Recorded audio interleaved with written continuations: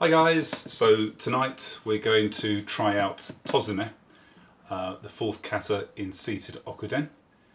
Tozume is a funny kata because I didn't realise until about 2 or 3 years after passing my 6th dan and using Tozume in my 6th dan grading that what I was doing wasn't actually the Kihon under Ishido Sensei's style of Shinrin-ryu. That in fact it was a kind of kaiwaza.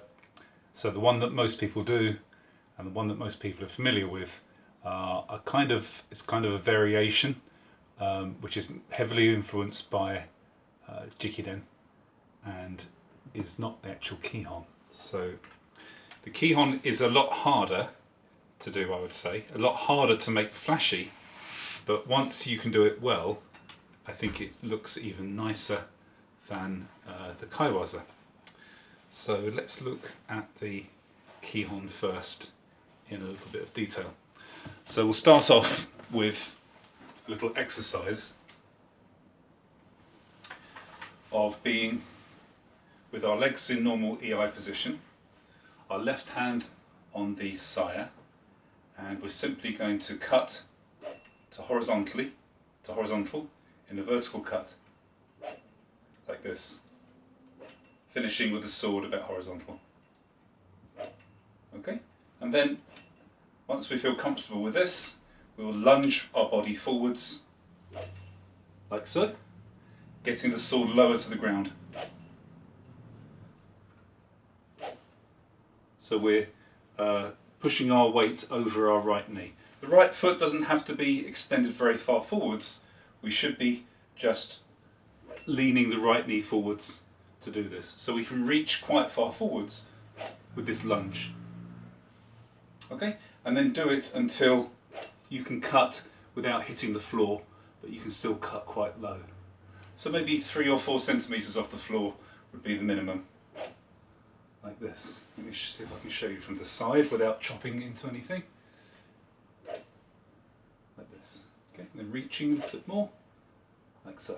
Okay, and then from here, in the Kihon version, we would then stand up and cut to the front left 45 degrees. So now let me show you as much as I can of the entire kata in the small amount of space that I have. So from here, we draw the sword up above our heads, move under the sword, and cut down with this lunge. So now our legs should be perfectly aligned with this 45-degree angle. We then stand up, step with the left foot, and cut to a low position, and then Yokochiburi. Okay, so this is actually the Kihon of Tozume. Okay, once more.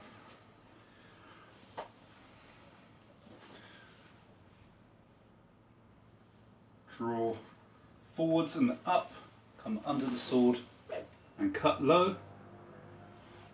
Stand and cut. Okay, so this is the Kihon. Okay, now let's look at the finer detail of the kaiwaza and do this correctly instead of just doing it in a popular way.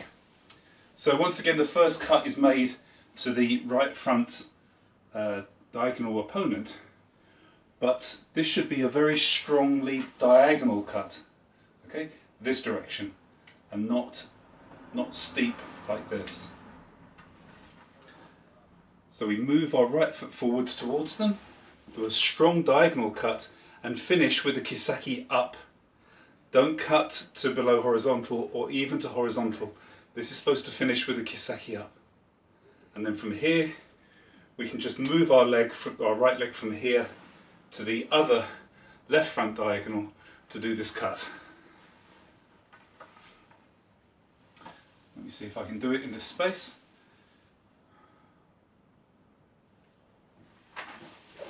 This way, so keep the sword above horizontal,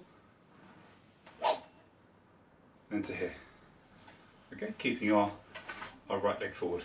As a kind of kaiwaza on top of a kaiwaza, if you wanted to, you could stand and step and cut, but you're not really reflecting the rei of the form because this should be a lot faster, because the enemies aren't so, the second enemy is not so far away.